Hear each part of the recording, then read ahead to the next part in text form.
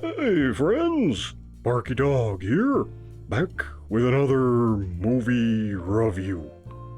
This time we're looking at an interesting little sci-fi film from 2002, Reign of Fire, in which dragons have awoken from their slumber and destroy the modern world, and are successful.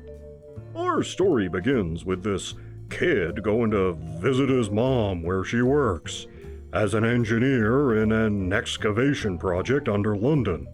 The kid stumbles into a cave that's been uncovered and wakes up a dragon. But this isn't Pete's dragon. No, this dragon kills the kid's mom and escapes into the world.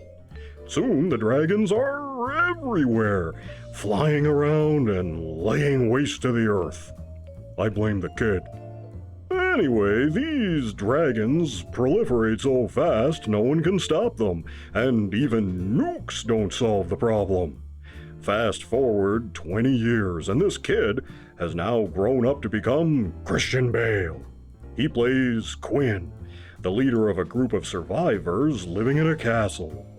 In all this time, the dragons have pretty much destroyed the world and are now hungrier than ever. Apparently, they feed on the ashes of the stuff they destroy when they aren't noshing on humans. This is a cycle every so many tens of thousands of years. So this band of people are just holding out, trying to survive. Then one day, along comes an American military force. How they got to England is kind of left vague. They're a ragtag National Guard outfit, and their leader is a nutcase played by Matthew McConaughey. They bring down a dragon, something Quinn's people haven't done. McConaughey is out to recruit new soldiers, and that's really what he's after at the castle. Quinn wants to lay low and just try to survive the dragons, and doesn't want his people leaving to join the Americans. So, of course, McConaughey kidnaps them by force. Turns out all of these dragons are female, and there's only one male dragon. Already the dragons are starving and turning on each other, so they figure if they can take out the bull dragon, no more dragon eggs can be fertilized, and that'll be the end of the dragons. But the bull dragon is huge and cunning, and it won't be easy to kill him. After tangling with the bull dragon, McConaughey's force is mostly wiped out, and he has no choice but to convince Quinn his plan can still work. So Quinn has to return to London and the spot where it all began, face his past, and try to kill the bull dragon that killed his mom.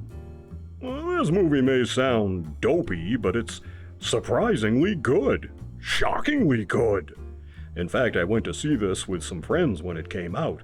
I didn't know what to expect and didn't know most of the cast at the time, but wow, it was awesome! McConaughey's great in this. I like how he's trying to look like some Viking or berserker warrior or something.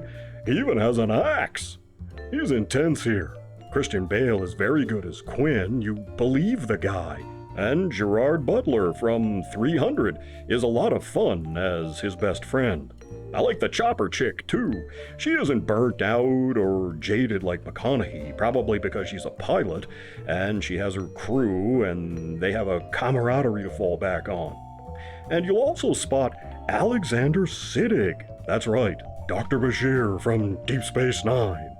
I think that's why my friends wanted to see the movie, because he was in it. He doesn't do too much, though. Basically, he's just the radio man who listens for any signals from other survivors. The world depicted here really works. Gray, ashen, brooding, full of smoke and the remnants of a ruined world.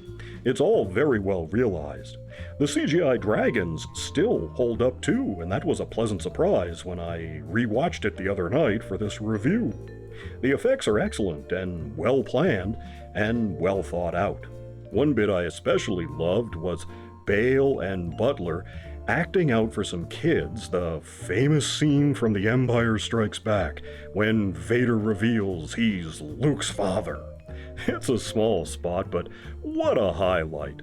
The kids and how they react, it's just priceless. Like St. Christopher and the Dragon, truly the sort of modern myths and legends that will survive and stand the test of time. Unlike this crap.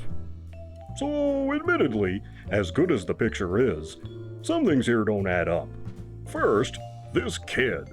You see him freely wandering around this construction site with zero supervision. He's hanging around heavy equipment, dangerous excavation operations, and even going inside this cave they found. All alone. What if it was a gas pocket? What if it was poisonous to breathe? There's nobody watching him. He doesn't even wear a hard hat. Health and safety wouldn't be having this. No way. This company would be fined into oblivion. And these American guardsmen, they're roaming around a dragon-infested area with noisy armored vehicles and a chopper and open jeeps just waiting for some dragons to roast them. And none of the vehicles are fireproof, which you see later on.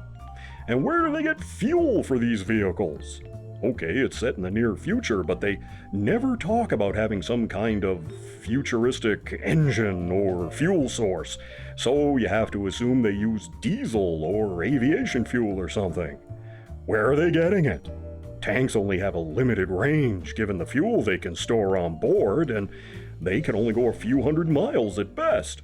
That's what did the Germans in during the Battle of the Bulge. Their tanks ran out of gas. Choppers use gas too. Where are they getting it in this devastated world? Or spare parts. Same for ammo. There's only so much of the stuff, and over time the gunpowder becomes less stable or less potent. Remember, this is 2 decades after the dragons appeared. And why are they relying on halo jumpers and nets to bring down these dragons? If they have ammo, why isn't the chopper armed? Wouldn't it be more effective to fire some rockets at them or something? And where does he get his supply of cigars? And apparently, they have ammo that's effective against dragons, but they say that even nukes didn't stop them. But small charges can? Surely the armies of the world would have had more luck without employing nukes. Well, okay, you've got to suspend some disbelief, but none of these things make sense given the world has been burned by dragonfire for the past 20 years. Best not to think about any of that, I guess. Still, truth be told, if you can overlook these obvious flaws of logic, the movie more than makes up for it. There's some great acting and interesting apocalyptic setting, great visuals. It's a fine picture. I'm giving this one 3 paws. If you've never seen Reign of Fire, by all means, give it a chance. Reign of Fire is available on VHS, DVD, Blu-ray, and digitally from Amazon Prime. Well, that's all I have for you this time. I'll be back soon with another video. In the meantime, you take care of yourselves, okay? And I'll see you in the next one.